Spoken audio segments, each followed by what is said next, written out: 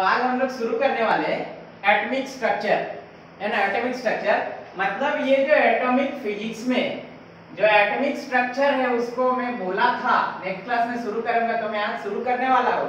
मैं already atoms family जाकर मैंने इलेक्ट्रॉन, प्रोटॉन और एटॉम का बहुत सारा स्पीशीज के बारे में मैं बता चुका था, है ना। और लास्ट में हम लोग जाएंगे, लास्ट जो टॉपिक है वो होता है बोर्स थ्योरी। तो एटॉमिक स्ट्रक्चर में जैसे कि तुम लोगों को पता है कि एटम का आइडिया इंडियन साइंटिस्ट मैं बोला था, किसने दिया था रे? कनाड में। किसमें? Before 600 BC। पर इसको ऑफिशियली माना नहीं जाता है। ऑफिशियली किसको माना जाता है रे? John Dalton. किसको? जॉन डाल्टन 1808 इसने आइडिया दिया था। लेकिन बात यह था कि इसने तो आइडिया दिया था एटम का कि हर कोई चीज या हर कोई एलिमेंट क्या है रे? एक छोटा छोटा चीज से बना होता है जिसको हम लोग एटम बोलते हैं।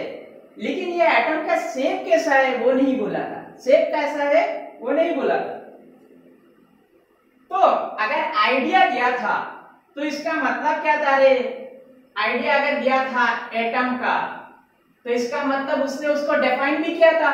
तो डिफाइन में बार बार जैसे बोल रहा हूं, atom is the smallest particle of any element which can be further subdivided into electron, proton and neutron। देखना डेफिनेशन दो पार्ट में। Atom is the smallest particle of any element. बहुत खूब, बहुत अच्छा। लेकिन बाद में देखा गया कि इस एटम में क्या है रे? इलेक्ट्रॉन भी है, प्रोटॉन भी है और न्यूट्रॉन भी है। तो डेफिनेशन के साथ अगर मैंने ये नहीं जोड़ा कि इसको फिर से इलेक्ट्रॉन, प्रोटॉन और न्यूट्रॉन से सबडिवाइड किया जा सकता है तो डेफिनेशन इनकम्प्लीट है। तो डेफिनेशन कैसा है? Atom is the smallest particle of any element which can be further subdivided into electron, proton and neutron. ये एटम जो है एटोमोस है। ये तो तुम लोग को पता ही है हमेशा।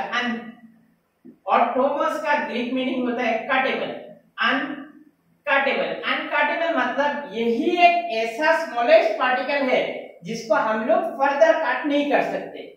थोड़ा बहुत पार्शियली करेक्ट भी है और इनकरेक्ट भी है। क्यों? एक इलेक्ट्रॉन बाहर जा सकता है तो कट तो नहीं कर सकते, लेकिन इलेक्ट्रॉन बाहर जा रहा है मतलब एक टाइप का कटिंग ही है।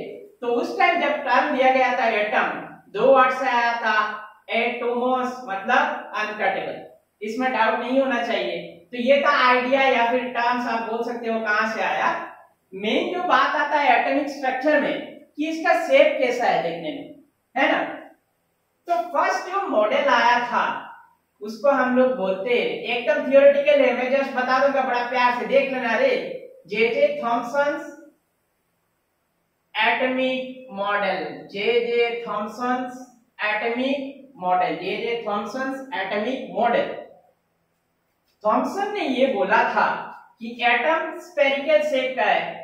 बहुत खूब, बहुत अच्छा, स्फेरिकल शेप। इसमें इलेक्ट्रॉन, प्रोटॉन को कहां जगह दे? इसका बात इन्होंने जिक्र कैसे किया कि उस स्फेयर के अंदर ही तो प्रोटॉन है और साथ में इलेक्ट्रॉन जुड़ा हुआ है। देख लो, प्लस प्रोटॉन और साथ में इलेक्ट्रॉन। इसमें और रहेगा, जितना एटॉमिक नंबर एक है उसी के ऊपर और रहेगा। देख लो, और रहेगा, है ना, और रहेगा। प्रोटॉन में साथ में इलेक्ट्रॉन एम्बेडेड है ना। न्यूट्रॉन के बारे में बात थॉमसन ने नहीं किया था। तो क्या आ रहा है रे? देख लो अच्छे से। मैंने एक अगर वाटरमेलन लिया और उसको कट किया तो हम लोग को सीड नजर आता है क्या? सीड नजर आता है क्या? लगभग सिमिलर है क्या? देखो थॉमसन का एटॉमिक मॉडल्स क्लियर, उसमें इलेक्ट्रॉन, प्रोटॉन एक साथ एम्बेडेड है, आ रहा है।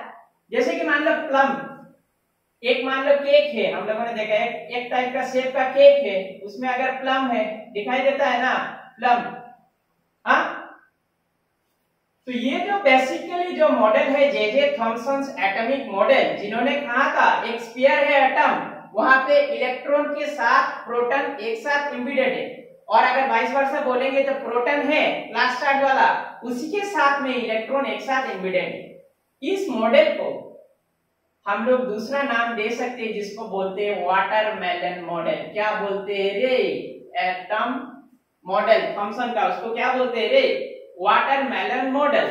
और दूसरा जो नाम दिया जाता है उसको बोलते हैं plum pudding model, plum pudding model. तो दोनों या फिर तीनों जो मॉडल है तीनों सेम ही है जो थॉमसन ने हमें बताया था।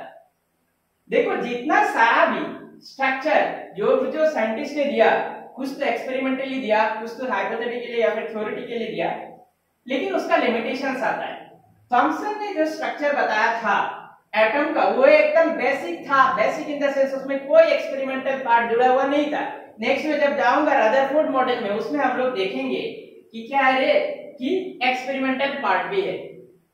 तो ये जो थॉमसन एटॉमिक मॉडल है जो मैंने सिंपली बोल दिया, उसमें क्या लिमिटेशंस ऐसा आया जिसके कारण दूसरा एटॉमिक स्ट्रक्चर का मॉडल भी लाना पड़ा। साथ ही साथ डायग्राम खींच लेना तब आसानी होगी। तो क्या ऐसा बात आया, बात आने का मतलब लिमिटेशंस है ना। उस लिमिटेशंस का दूसरा नाम है रे ड्रॉबैक्स, तीसरा नाम भी है रे डिसएडवांटेज, और भी नाम है रे डिमेरिट्स। याद रखना, नहीं तो बाद में बोलोगे सर ने लिमिटेशन लिखाया था और एग्जाम में ड्रॉबैक्स आ गया, तो कहां से हम लोग बनाएंगे इस क्वेश्चन को। और भी नाम है रे, इसको बोलते हैं फेलियर। क्या बोलता है रे? फेलियर। ये क्यों फेल हुआ? Limitations, drawback, failure, demerits, disadvantage, ये सब टर्म सेम मीनिंग लेता है एटॉमिक स्ट्रक्चर। लिमिटेशंस क्या है?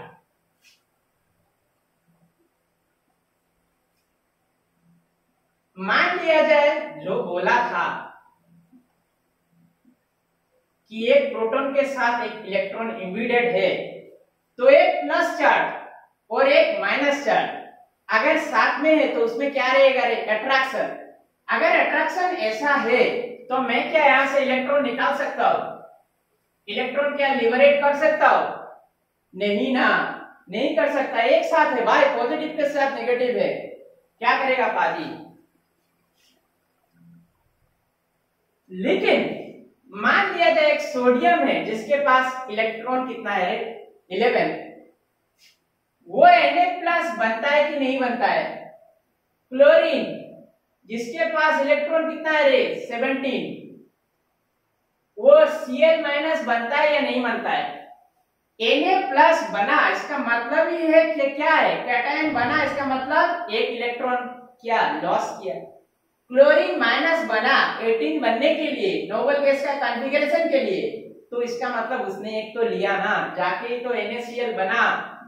NaCl तो मॉलिक्यूल है, मॉलिक्यूलर स्ट्रक्चर तो है ही नहीं, जस्ट एटॉमिक स्ट्रक्चर हम लोग डिस्कस कर रहे हैं। लेकिन मॉलिक्यूल बनने के लिए भी एक एटम को इलेक्ट्रॉन छोड़ना पड़ रहा है और दूसरा को लेना पड़ रहा है। लेकिन जो मॉडल थॉमसन ने हमें बताया, उस मॉडल के हिसाब से इलेक्ट्रॉन क्या हम लोग निकाल सकते हैं? नहीं निकाल सकते, क्योंकि प्रोटॉन के साथ एकदम क्या है रे?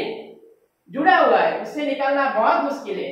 तो ये जो रीजन है कि केमिकल रिएक्शन कैसे होता है, कैटायन कैसे बनता है, एनायन कैसे बनता है, ये थॉमसन एटॉमिक मॉडल ने हमें अच्छी तरह से क्या बुरी तरीके से किसी भी तरह से डिस्कस नहीं कर पाया। इसीलिए इस मेथड या फिर इस मॉडल ऑफ एटम को हम लोगों ने डिस्कार्ड कर दिया। इस मॉडल को हम लोगों ने क्या किया रे? डिस्कार्ड कर दिया। तो आप किसको पढ़े? इतना देर से पढ़ा, ये भी फेल हो गया है ना, थॉमसन फेल हो गया। अभी दूसरा जो मॉडल आया, दूसरा उसके बीच में भी और बहुत सारा काम हुआ, लेकिन दूसरा मॉडल का स्पेशलिटी क्या था? जो क्या है रे? Rutherford's atomic model. उस मॉडल का स्पेसिफिसिटी या फिर इंटरेस्टिंग बात था कि उसने एक्सपेरिमेंट किया था। तो मान लो साइंस में अगर एक्सपेरिमेंट करके कोई कुछ बता रहा है तो इतना जल्दी हम लोग उसको डिस्कार्ड नहीं कर सकते या ये नहीं बता सकते कि इसका बहुत सारा लिमिटेशंस है। लिमिटेशंस तो है ऑब्वियसली, लेकिन वो एडवांस फॉर्म में है। ऐसा नहीं कि नेचुरली कोई एक्सपेरिमेंट किया और उसमें भी बहुत सारा लिमिटेशंस निकल आएगा, ऐसा जरूरी नहीं। तो रदरफोर्ड ने जो एटम मॉडल दिया, उसके लिए जो एक्सपेरिमेंट किया, उसको हम लोग बोलते हैं रदरफोर्ड अल्फा स्कैटरिंग एक्सपेरिमेंट। बहुत सारा लोगों को पता है ऑलरेडी, क्योंकि ये सेकेंड ईयर का फिजिक्स का सिलेबस है। फर्स्ट ईयर में ऑलरेडी तुम लोगों को केमिस्ट्री से ऑलरेडी मिलता आ रहा है कि रदरफोर्ड अल्फा स्कैटरिंग बोल के एक एक्सपेरिमेंट है। रदरफोर्ड अल्फा स्कैटरिंग बोल के एक एक्सपेरिमेंट है। रदरफोर्ड अल्फा स्कैटरिंग एक एक्सपेरिमेंट क्या था रे?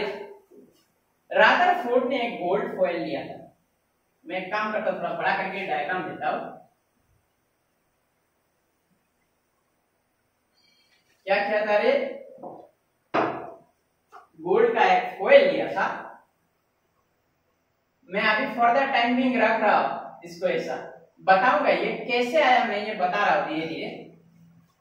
उसने क्या था, अल्फा पार्टिकल का बीम लिया था। बीम ऑफ अल्फा पार्टिकल जो पॉजिटिवली चार्ज है।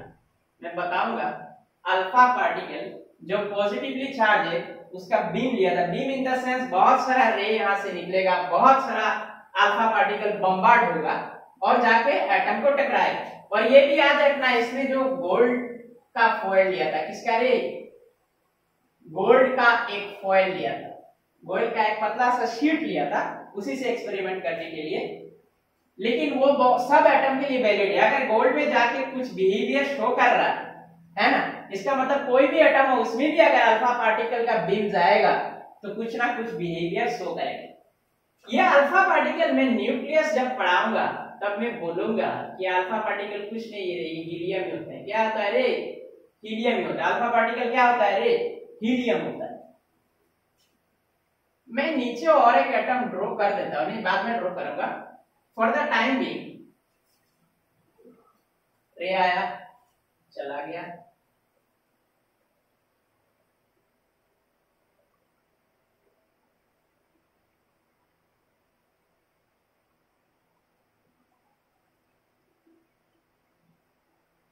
ड्रॉ कर देता हूं, मैं बता रहा हूं।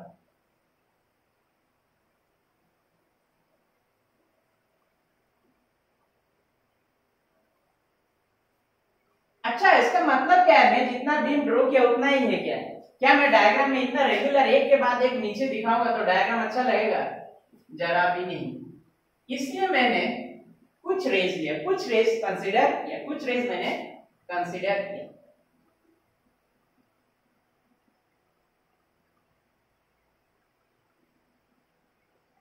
मैं रेगुलर शेप में बता रहा हूं।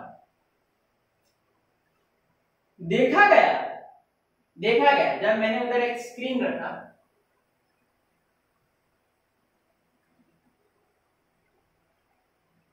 इसका स्क्रीन का भी कुछ स्पेसिफिक नाम है, मैं बता रहा हूं, जिसको बोलते हैं ZNS स्क्रीन। क्या बोलते हैं रे? Zinc sulphide screen. Zinc sulphide screen board में नहीं आ सकता, मैं बोल रहा हूं Z जिंक सल्फाइड स्क्रीन। देखो कुछ रेज जो न्यूक्लियस से, न्यूक्लियस में आऊंगा उसी से आया एक्चुअली, वाइस वर्सा करके। जो ऊपर का रेज है मतलब जो न्यूक्लियस से दूर है, मतलब एटम का मिड पोर्शन से जितना रेज दूर है वो सब देखो डायरेक्टली पास हो गया। देख रहे हो? डायरेक्टली पास हो गया, ये दिखाई दे रहा है। इसको बोलते हैं अनडिफ्लेक्टेड रेज। ZNS स्क्रीन में जाके कुछ कलर शो किया,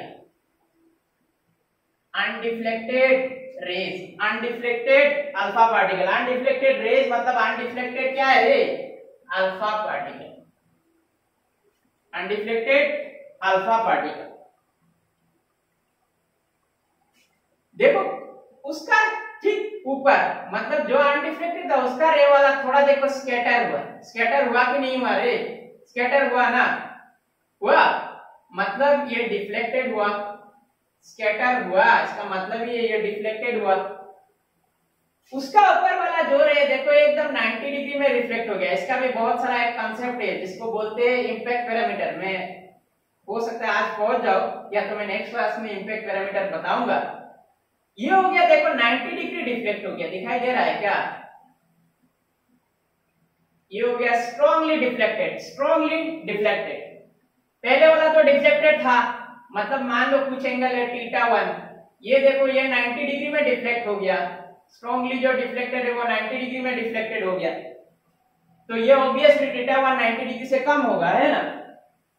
एक जो रे जो सीधा आया था middle of an atom, Rutherford alpha scattering experiment में वो गोल्ड का एटम था, वो देखो सीधा जैसे आया था वैसे ही वो डिफ्लेक्टेड बैक हो गया। हुआ कि नहीं हुआ? मतलब वो जो 90 डिग्री वाला था आगे का के स्ट्रांगली डिफ्लेक्टेड, ठीक जो सीधा आया था वो क्या हो गया? रे सीधा डिफ्लेक्ट हो गया, हाँ या ना, सीधा डिफ्लेक्ट हो गया। उसको बोलते हैं बैक स्कैटरिंग। बैक स्कैटरिंग, एस वर्ड आ रहा है एनजी, बैक स्कैटरिंग। बैक स्कैटरिंग मतलब जिस रास्ते से आया था उसी रास्ते से वो डिफ्लेक्टेड बैक हो गया, जिस रास्ते से आया था सीधा उसी रास्ते से बैक किया। ये एक्सपेरिमेंटल सेटअप था और उस एक्सपेरिमेंटल सेटअप में ये दिखाई दिया। जैसे नीचे है इसका मतलब सेंट्रल पार्ट से ऊपर भी सेम स्पेस रहेगा, है ना।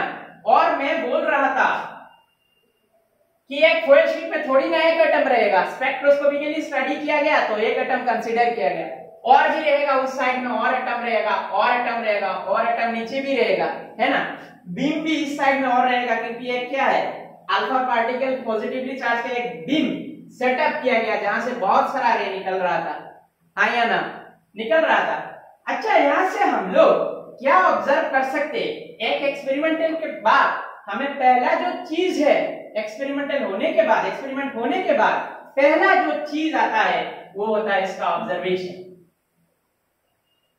ऑब्जर्वेशन और इन्फरेंस, इसका बेसिक डिफरेंस पता हो जाना चाहिए सबको, है ना। इन्फरेंस होता है, ऑब्जर्वेशन से हम लोग थियोरेटिकली क्या बोल सकते हैं, और ऑब्जर्वेशन होता है जो हम लोगों ने प्रैक्टिकल एक्सपेरिमेंट किया वहां से हम लोग क्या ऑब्जर्व कर सकते हैं।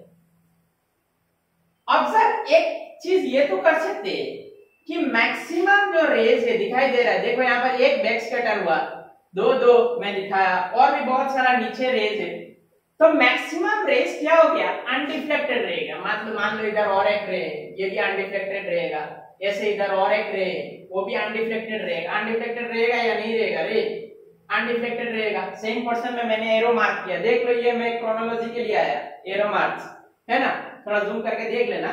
तो क्या हो रहा है रे? मैक्सिमम रेज अनडिफ्लेक्टेड रहेगा। अभी मैं इन्फरेंस में नहीं जा रहा, कंक्लूजन रिजल्ट में नहीं जा रहा।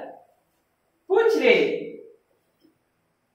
दिख रहा है, क्या होगा? कुछ एंगल के साथ डिफ्लेक्ट हुआ, और एक रहेगा इधर, वो भी थोड़ा ज्यादा एंगल से या कम एंगल से, डिपेंड कर रहा है न्यूक्लियस से कितना दूर या पास, मतलब सेंट्रल पैटर्न ऑफ एटम से कितना दूर और कितना पास। क्या हो रहा है? डिफ्लेक्ट हो रहा है एंगल के साथ। तो बाकी कुछ रेस क्या हो रहा है? 90 डिग्री या फिर उससे कम एंगल से डिफ्लेक्ट हो रहा है, 90 डिग्री या फिर कुछ एंगल से डिफ्लेक्ट हो रहा है। स्ट्रॉन्ग रिफ्लेक्शन 90 डिग्री, उसका नीचे वाला जो है वो हम लोग बोलते हैं डिफ्लेक्टेड रेज, है ना। उसका पोजीशन पे डिपेंड करता है, वो इम्पैक्ट पैरामीटर में भी बताऊंगा। देखो इधर आके यहाँ पे आके डिफ्लेक्ट हुआ, इधर यहाँ पे डिफ्लेक्ट हो गया, एंगल के साथ ये लेना देना है, मैं बताऊंगा। एक रेज, ये याद रखना, ये एक बार पूछा था एनसीईआरटी में भी दिया है, one rays out of 8000 rays, ये उन्होंने जो एक्सपेरिमेंट किया था, एटम टू एटम वेरी करेगा नो डाउट, जो गोल्ड शीट फॉयल में एक्सपेरिमेंट किया था रदरफोर्ड में, वहां पे ये देखा गया कि 8000 रे में से एक रेज क्या हो रहा है रे?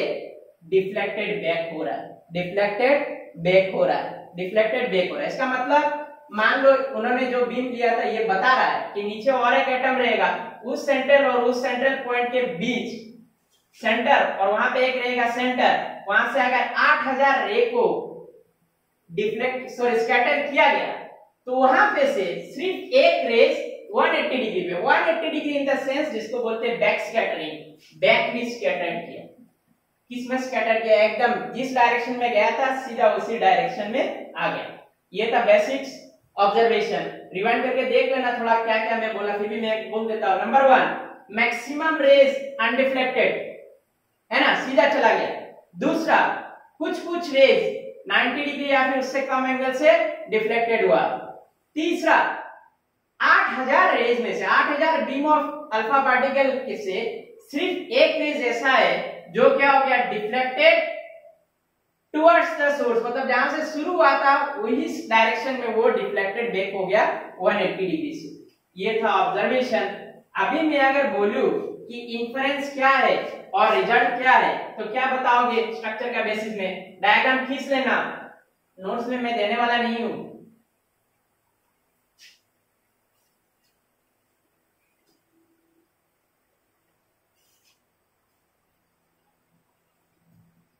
पहला मैंने बोला कि मैक्सिमम रेज अनडिफ्लेक्टेड था, मैक्सिमम रेज अनडिफ्लेक्टेड था। इसका यही लॉजिक है कि एटम का बहुत सारा स्पेस एम्प्टी है या फिर ऐसा स्पेस है जहां पर क्या है रे, क्या है, पॉजिटिवली चार्ज नहीं है, पॉजिटिव चार्ज नहीं है। मैक्सिमम रेज जो अनडिफ्लेक्टेड था, क्या बोला था रे, अनडिफ्लेक्टेड रे। इसका मतलब वहां से मैं कंक्लूजन दे सकता हूं maximum space of an atom is empty, या फिर क्या है, पॉजिटिवली चार्ज वहां पर नहीं है, पॉजिटिवली चार्ज वहां पर नहीं है। अगर बाकी स्पेस में भी पॉजिटिव चार्ज था, जैसे थॉमसन बता रहा था कि हर एक जगह में पॉजिटिव चार्ज है, तो इस रे को वो भी डिफ्लेक्ट करता है ना। तो ये था पहला इंफरेंस। दूसरा इंफरेंस, दूसरा और तीसरा जो मैं इंफरेंस देखा था, वहां से मैं ये कंक्लूड कर सकता हूं कुछ एंगल से डिफ्लेक्ट हुआ और एक क्या हो गया, सीधा डिफ्लेक्ट हो गया। इसका मतलब central portion of atom, central portion of atom है मैसिव पॉजिटिव चार्ज। इसीलिए तो रे अल्फा पार्टिकल जो पॉजिटिवली चार्ज है उसको डिफ्लेक्ट किया कुछ एंगल से, कुछ एंगल से, या फिर क्या सीधा बैक स्कैटरिंग। इसका मतलब एटम का जो सेंट्रल पोर्शन है वो एकदम मैसिव पॉजिटिवली चार्ज से भरा हुआ है, पॉजिटिव चार्ज से वो सेंट्रल पोर्शन बहुत भरा हुआ है। इसीलिए ये इंफरेंस और रिजल्ट के बाद मैं पहले इंफरेंस बोला, उसके बाद पहले इंफरेंस बोला गया, ऑब्जर्वेशन बोला, वहां से मैं इंफरेंस लिया, इंफरेंस इन द सेंस मैंने रिजल्ट डिस्क्लोज किया है ना। अभी मैं क्या कंक्लूजन दे सकता हूं कि ये जो एटम है, अच्छे से देखना,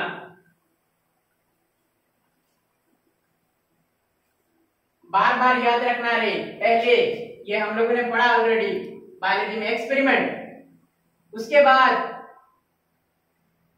इंफरेंस, सॉरी उसके बाद ऑब्जर्वेशन, उसके बाद रिजल्ट जिसको हम लोग साइंटिफिकली बोलते हैं इंफरेंस, है ना। उसके बाद मैं अभी किस में आऊंगा रे, कंक्लूजन में। मैं अभी किस में आऊंगा, कंक्लूजन। मुझे कंक्लूजन डिड्यूस करना है। कंक्लूजन क्या है, कंक्लूजन, पहला कंक्लूजन तो सीधा बात यही है कि एटम को दो पार्ट में बांट सकते हैं। एक होता है न्यूक्लियस, वहीं से आया न्यूक्लियस का बात, प्रोटॉन का बात किया रदरफोर्ड ने, और एक होता है एक्स्ट्रा न्यूक्लियर पार्ट, जो मैं बोल रहा था मैक्सिमम पार्ट जो एम्प्टी है, या फिर जहां पर पॉजिटिव चार्ज प्रोटॉन नहीं है। तो दो पार्ट, एक होता है न्यूक्लियस और एक होता है एक्स्ट्रा न्यूक्लियर पार्ट। ये न्यूक्लियस जो है सेंट्रल पोजीशन से स्कैटरिंग हो रहा था, बैक स्कैटरिंग या फिर स्ट्रॉन्ग क्या, डिफ्लेक्शन। तो ये जो न्यूक्लियस है वो सेंटर पे है ऑब्वियसली, और एक्स्ट्रा न्यूक्लियर पार्ट क्या है, सेंट्रल का पेरिफेरी में, सेंट्रल का पेरिफेरी में। ये न्यूक्लियस पॉजिटिवली चार्ज है। अभी तक मैं न्यूट्रॉन का बात नहीं किया, और अगर मैं बात करूं भी तो न्यूट्रॉन अगर है सेंटर पे तो न्यूट्रॉन का कोई चार्ज है क्या, कोई चार्ज नहीं है। तो प्रोटॉन अगर वहां पर है तो उसका मतलब ये न्यूक्लियस भी टोटली क्या है, पॉजिटिवली चार्ज है। और एक चीज बोला गया कि वो एक्स्ट्रा न्यूक्लियर पार्ट में, उन्होंने बोला ये ऐसा कुछ इंफरेंस नहीं था एक्सपेरिमेंटल बेसिस में कि एक्स्ट्रा न्यूक्लियर पार्ट में इलेक्ट्रॉन रहता है। इसमें क्या है रे, न्यूक्लियस में प्रोटॉन और एक्स्ट्रा न्यूक्लियस पार्ट में इलेक्ट्रॉन रहता है। इसका कुछ एक्सपेरिमेंटल बेसिस नहीं है कि एक्स्ट्रा न्यूक्लियर पार्ट में इलेक्ट्रॉन रहता है या रहता है। ये अल्फा स्कैटरिंग एक्सपेरिमेंट से लेना देना नहीं है। जस्ट अभी इलेक्ट्रॉन को अगर स्पेस देना है तो कहीं ना कहीं देना पड़ेगा। तो ये अगर नेगेटिवली चार्ज है तो जो रे अनडिफ्यूटेड जा रहा था, है ना, तो वो जा रहा था सीधा, इसमें कुछ डिस्टर्ब किया क्या इलेक्ट्रॉन? क्यों नहीं किया, निगेटिवली चार्ज है और अल्फा पार्टिकल क्या है रे, पॉजिटिवली चार्ज है। तो पॉजिटिवली चार्ज नेगेटिव अगर होगा भी तो कोई बात नहीं है। तो एक्स्ट्रा न्यूक्लियर पार्ट में माना गया, रदरफोर्ड ने कंक्लूजन डिड्यूस किया कि इलेक्ट्रॉन रहता है ना। अभी एक नॉर्मल सा चीज है, मान लो एक्स्ट्रा पार्ट में न्यूक्लियर रहता है, अगर ये कांस्टेंट एक ही जगह पे रहता तो ये जो रे है एक टाइम ऐसा आता, क्योंकि ये नेगेटिव है और ये पॉजिटिव है तो इसको जल्दी खींच लेता, जल्दी खींच लेता ना। मान लो यहाँ पर एक इलेक्ट्रॉन है तो ये भी इसको जल्दी खींच लेता। ऐसा नहीं है, जो अनडिवाइडेड जा रहा था वो सीधा अनडिवाइडेड जा रहा था। तो ये हमें बता रहा है कि इलेक्ट्रॉन का जो पोजीशन है वो फिक्स नहीं है। फिक्स नहीं है तो कहां है भाई? अभी तो बोल रहे थे एक्स्ट्रा न्यूक्लियर पार्ट में है। मैं बोलूंगा एक्स्ट्रा न्यूक्लियर पार्ट में तो इलेक्ट्रॉन है no doubt, extra nuclear part में इलेक्ट्रॉन है नो डाउट, लेकिन ये इलेक्ट्रॉन अपने फिक्स्ड पोजीशन पे नहीं है, कॉन्स्टेंटली मूव कर रहा है, कॉन्स्टेंटली मूव कर रहा है, जिसके कारण ये अनडिफ्लेक्टेड जो रेस था उसको ना तो जल्दी खींच रहा था या फिर ऐसा कुछ अट्रैक्ट कर रहा था, ऐसा नहीं, क्योंकि वो मूव कर रहा है तो रे भी अनडिफ्लेक्टेड आराम से जा रहा था कांस्टेंट वेलोसिटी के साथ। बात ये आया, ये न्यूक्लियस का बात जो सेंट्रल पोजीशन में पॉजिटिवली चार्ज है, ये तो बहुत अच्छे से बता दिया, बहुत अच्छे से बताया एक्सपेरिमेंट का बेसिस ने alpha scattering. Extra nuclear part का जो इलेक्ट्रॉन के बारे में बताया उसका कुछ स्पेसिफिसिटी दे नहीं पाया कि ये क्यों मूव कर रहा है या फिर कैसे मूव कर रहा है ना। तो उस मॉडल का भी फिर से एक लिमिटेशन आएगा। क्या था? एक्सपेरिमेंट, ऑब्जर्वेशन, इन्फरेंस या फिर रिजल्ट। उसके बाद मैंने कंक्लूजन डिड्यूस किया। अब आएगा कि इसका लिमिटेशन भी क्या है। चलो लिमिटेशन में बता देता हूं।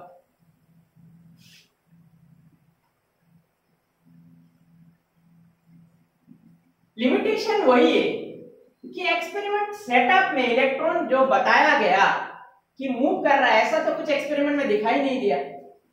मान लो मैं अगर नॉर्मल सा चीज बता रहा हूं, वो सब तो माइक्रोस्कोपिक पार्टिकल है नो डाउट। मैं अगर तुम्हें बोलूं सारा जिंदगी एक जगह पे घूमते रहो, घूमते रह सकते हो क्या? घूमते रह पाओगे? कांस्टेंट धीरे धीरे क्या एनर्जी लॉस करोगे, लॉस करते करते एकदम आके रुक जाओगे। मैं कौन से जिसको लाटम बोलते हैं लोकल लैंग्वेज में, वर्नाकुलर लैंग्वेज, जब हम लोग उसको क्या करता है सर्कुलर पाथ में मूव कराते हैं तो एक टाइम आता है वो मूव करते करते एक टाइम आता है रुक जाता है। क्यों रे? इसका मतलब ही है कि एनर्जी लॉस किया ना, एनर्जी लॉस किया। तो एक इलेक्ट्रॉन जो बताया था, एक इलेक्ट्रॉन जो रदरफोर्ड ने बताया कि मूव कर रहा है, तो इसका मतलब वो एनर्जी लॉस करना चाहिए। मैक्सवेल जिन्होंने ये थ्योरी भी दिया था, मैक्सवेल आया, कुछ काम बाम तो करता नहीं है, सिर्फ दूसरों का काम में टांग अड़ाता है। आके बोला रदरफोर्ड साहब आपने तो बोला इलेक्ट्रॉन मूव करता है, बहुत अच्छा बात, तो ये अगर मूव कर रहा है तो एनर्जी तो लिबरेट करना चाहिए, तो एनर्जी अगर रिलीज करना चाहिए तो एक टाइम ऐसा आना चाहिए जब ये न्यूक्लियस में ड्रॉप हो जाना चाहिए। ऐसा होता है क्या? ऐसा नहीं होता है। यही लिमिटेशंस है रदरफोर्ड अल्फा स्कैटरिंग का, जो मैं बोर्ड्स थ्योरी में बहुत अच्छे से बताऊंगा और दो एक लॉ का हेल्प के साथ कि क्यों ऐसा होता है ना। मैक्सवेल ने आके जस्ट पूछा कि ऐसा क्यों होता है, उसके पास भी रीजन नहीं था, है ना, उसके पास भी रीजन नहीं था क्यों ऐसा आके तो हो जाना चाहिए, लेकिन क्यों नहीं होता। इलेक्ट्रॉन अगर घूम रहा है चारों दिशा में, एनर्जी लॉस करते करते आके न्यूक्लियस में ड्रॉप हो जाना चाहिए, जस्ट बोला, उसके पास भी रीजन नहीं था। रीजन बताया था जो लास्ट टॉपिक है बोर्ड्स थ्योरी। तो मैं बोर्ड्स थ्योरी में जाने के बाद ही अच्छे से बता पाऊंगा कि क्यों आके ये न्यूक्लियस में नहीं गिरता है, न्यूक्लियस में आके क्यों ये ड्रॉप नहीं हो जाता है। तो ये था लिमिटेशन, यही लिमिटेशन था। लिमिटेशन क्या था? Inability to explain the stability of atom. अगर इलेक्ट्रॉन मूव कर रहा है चारों दिशा में तो क्या होना चाहिए रे? क्या होना चाहिए? एनर्जी लॉस करते करते न्यूक्लियस में आ जाना चाहिए। ऐसा होता है क्या? ऐसा जरा भी नहीं होता है। होता है क्या? नहीं होता है। तो ये हो गया limitation, inability to explain the stability of atom, inability to explain the stability of atom. Atom के बेसिस में, inability to explain the position of electron, या फिर उसका लाइन स्पेक्ट्रा, बाकी जो आएगा बोर्ड्स थ्योरम में वो एक्सप्लेन नहीं कर पाया था। कौन? रदरफोर्ड। और ये मार्कअप किसने किया? मार्कअप किया किसने? मैक्सवेल। मार्कअप किसने किया? मैक्सवेल। ये डायग्राम थोड़ा खींच लो।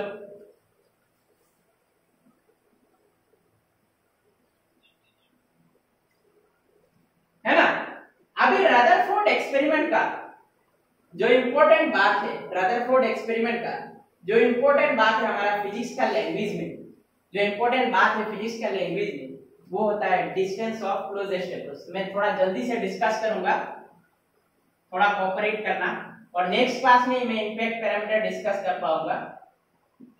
आज चलो डिस्कस कर देते हैं distance of closest approach. Deduce भी कर दूंगा एक टाइप से। डिस्टेंस ऑफ क्लोजेस्ट अप्रोच, एक मैग्नेट अगर सेम पोल उसके पास में लेके जाते हैं तो वो क्या करता है? रिपेल करता है। रिपेल करने के लिए टच करना जरूरी है क्या? अरे बताओ, रिपेल करने के लिए टच करना जरूरी है क्या?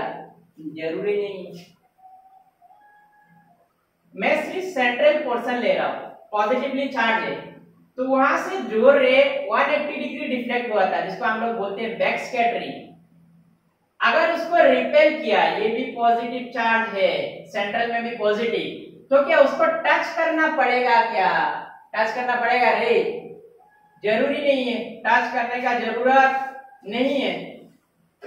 टच करने का जरूरत अगर नहीं है तो कुछ तो ऐसा डिस्टेंस होगा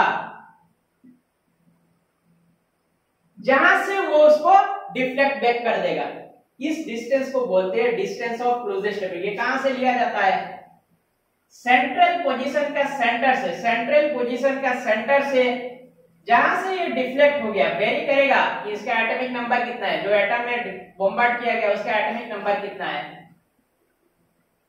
वो जो डिस्टेंस है जहां से वो उसको भेज दिया उसी रास्ते पे, उसको बोलते हैं डिस्टेंस ऑफ क्लोजेस्ट अप्रोच। उसको क्या बोलते हैं रे? Distance of closest approach. चलो देख लेते हैं थोड़ा। मैंने ये बोला था यह अल्फा पार्टिकल क्या होता है रे? 2,4 हीलियम ही होता है। मतलब इसमें चार्ज कितना है? मान लो यहाँ पे जो चार्ज है इसमें कितना है रे? 2 इलेक्ट्रॉन या फिर 2 प्रोटॉन ले सकते हो, क्योंकि प्रोटॉन और इलेक्ट्रॉन का चार्ज सेम है तो मैं ले रहा हूं इलेक्ट्रॉन, कोई दुविधा नहीं है। यहां पे अगर गौर करोगे तो ये जो एटम है, ये एटम का एटॉमिक नंबर मान लो Z है, मतलब यहाँ पे चार्ज कितना है रे? ऑब्वियसली बोलोगे कि एटॉमिक नंबर अगर Z है तो उसमें चार्ज कितना होगा? Z ही। अगर 11 है तो 11 इलेक्ट्रॉन, अगर गोल्ड है तो गोल्ड का number, atomic number into gold का electron.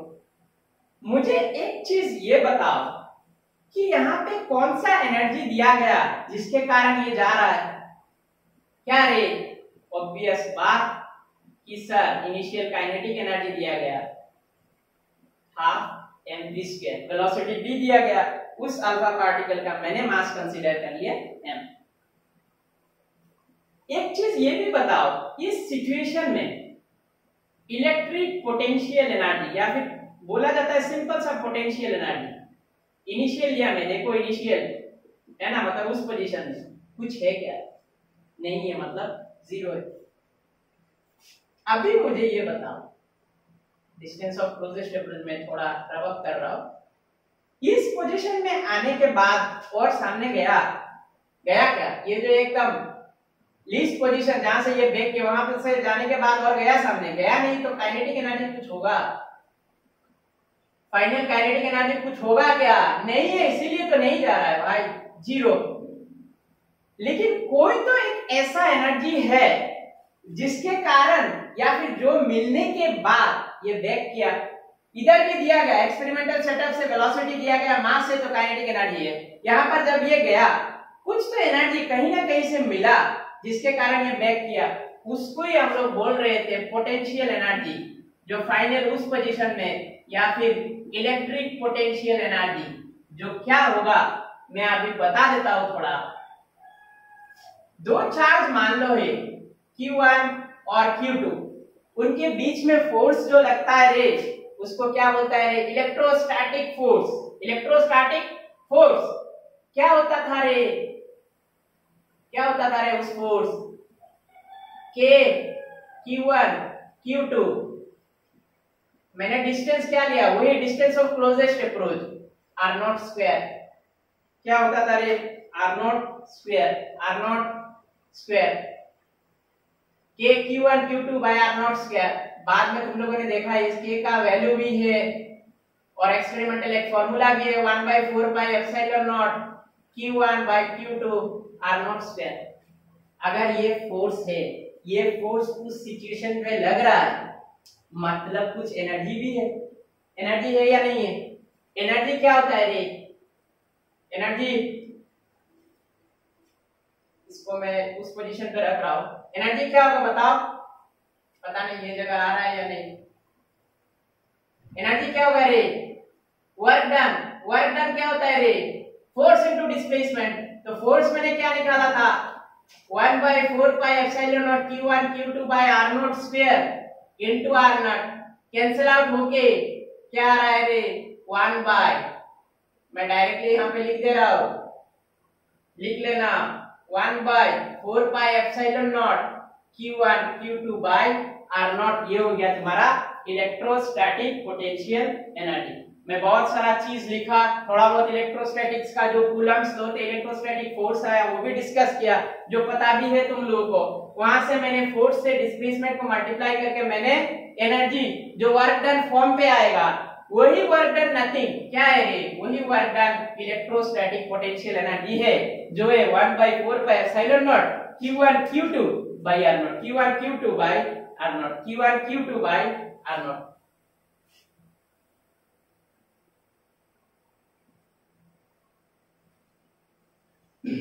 Q1 Q2 by R naught. अब क्या, चलो डिस्कस करते हैं। जो एनर्जी का प्रिंसिपल है, तो वो एनर्जी हमें बताता है कि इनिशियल पोजीशन में जो एनर्जी है, क्या एनर्जी है, काइनेटिक एनर्जी, पोटेंशियल एनर्जी तो नहीं है, तो मैंने फिर भी लिख लिया, वही क्या होना चाहिए, energy principal, conservation of energy principal, वही क्या होगा रे, final kinetic energy by final potential energy, final kinetic energy by final potential energy. इसको पुट अप करो तो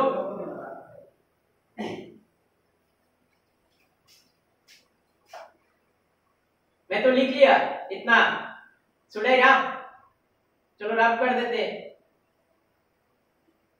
इनिशियल काइनेटिक एनर्जी कितना था रे, हाफ mv²। पोटेंशियल एनर्जी कुछ था इनिशियली इस पोजीशन पे, ये है आई, ये है फाइनल, नहीं था तो जीरो, मैं नहीं कर रहा प्लस, सॉरी यहाँ पे प्लस। फाइनल काइनेटिक एनर्जी कुछ था, नहीं था। फाइनल पोटेंशियल एनर्जी कितना था रे, 1/4 pi epsilon naught Q1 Q2 by r naught, है ना। Q1 कितना था, half mv², 1/4 pi epsilon naught. Q1 कितना था, मैं बोला था अल्फा पार्टिकल क्या होता है, हीलियम, हीलियम, उसमें प्रोटॉन कितना होगा, 2 प्रोटॉन या फिर 2 इलेक्ट्रॉन। और ये जो Q2 है उसमें कितना होगा रे बताओ, ये मैं बता के रखा था, क्या होगा रे, Z/E divided by r not. यहां से r नॉट आएगा, आएगा क्या, आएगा क्या रे, रब कर रहा हूं क्योंकि r नॉट निकालना है, बोर्ड में स्पेस कम है। Half mv², 1/4 pi epsilon not twice Z/E into E क्या हो रहा है रे, E² बाय r नॉट, है ना। r नॉट क्या होगा डायरेक्टली निकाल लो, मैं उसका वेरियस फॉर्म इंपैक्ट पैरामीटर में नेक्स्ट क्लास जब कराऊंगा उससे पहले इसका भी कुछ फॉर्म्स है, बहुत सारा फार्मूला है, मैं डिस्कस करूंगा। r नॉट ही तो निकालना है, r नॉट को इधर भेज दो, r नॉट को इधर भेज दो, क्या आ रहा है बाकी सब 1/2 पाई epsilon not 2Z² bye mv², है ना, 2 कैंसिल आउट। अच्छा 1 बाय पाई एप्सिलॉन नॉट का वैल्यू हमें पता नहीं है, लेकिन हमें ये पता है कि 1/4 पाई एप्सिलॉन नॉट जो है उसका वैल्यू 9 × 10⁹, जिसको पता नहीं है इलेक्ट्रोस्टैटिक खोल लो, नहीं तो समझ में नहीं आएगा। तो मैं यहाँ पर लिख रहा हूं 4 इंटू 1/4πε0 ZE/mv²। इसमें किसी का कोई दिक्कत आएगा क्या? जरा भी नहीं। R0 क्यों मैंने ऐसा लिखा? तब मैं 1/4πε0 को लिख सकता हूं 9 × 10⁹ ZE/mv²। मैं एक ही value for the time being रख रहा हूं, बाद में उसका वेराइटीज फॉर्मूला में दिखाऊंगा। बोर्ड में आ रहा है क्या? देख लेना फिर से। 4 × 9 36 10⁹ Z। देखो ये एटम जब तक हमें पता नहीं होगा कि किस एटम पे स्कैटरिंग किया गया या फिर रे को बम्बार्ड किया गया, तो उसका एटॉमिक नंबर पता नहीं होगा, लेकिन ये जरूर पता है ना इलेक्ट्रॉन का चार्ज तो पता है। मास, अल्फा पार्टिकल का मास ले लोगे, वेलोसिटी इनिशियली कितना दिया वो ले लोगे। R0 इसको मैं लिख सकता हूं 3.6 × 10⁻10 ZE²/mv²। इसका जो नॉर्मलाइज फार्मूला है डिस्टेंस ऑफ क्लोजेस्ट अप्रोच का 3.6 × 10⁻10 ZE²/mv²। अभी बोलोगे तो ये डिस्टेंस क्या बहुत ज्यादा होगा? मैं बोलूंगा नहीं रे बुढ़वा, ये देखो इलेक्ट्रॉन का स्क्वायर है, तो इलेक्ट्रॉन क्या होता है रे? 1.6 10⁻⁻19 उसका स्क्वायर करोगे तो ये वैल्यू भी बहुत छोटा आने वाला है ना। ये वैल्यू भी बहुत छोटा आने वाला है। नॉर्मल से सेंस से ये वैल्यू बहुत छोटा ही होगा, है ना। एटम का रेडियस से भी छोटा होगा, है ना। नेक्स्ट क्लास में मैं इसको काइनेटिक एनर्जी फॉर्म में या फिर जो वैल्यू पुट किया जाता है उस वैल्यू को पुट करके मैं दिखाऊंगा। बाकी डिस्टेंस ऑफ वैल्यू का और क्या-क्या कोरोलरिकल वैल्यू या फिर जो extra value in the sense किसी फॉर्म में और क्या-क्या वैल्यू हम लोग लिख सकते हैं, है ना। कोई डाउट नहीं होना चाहिए। ये हो गया आपका डिस्टेंस ऑफ क्लोजेस्ट अप्रोच, जहां से बहुत सारा न्यूमेरिकल भी बन सकता है। मैं नेक्स्ट क्लास में इसका और फॉर्म दिखा के इम्पैक्ट पैरामीटर अगर खत्म कर दिया तो मान लो एक टाइप से एटॉमिक स्ट्रक्चर ही खत्म हो गया, क्योंकि बोर्ड्स थ्योरी सेकंड पार्ट में आता है। थैंक यू वेरी मच, आज तक इतना ही।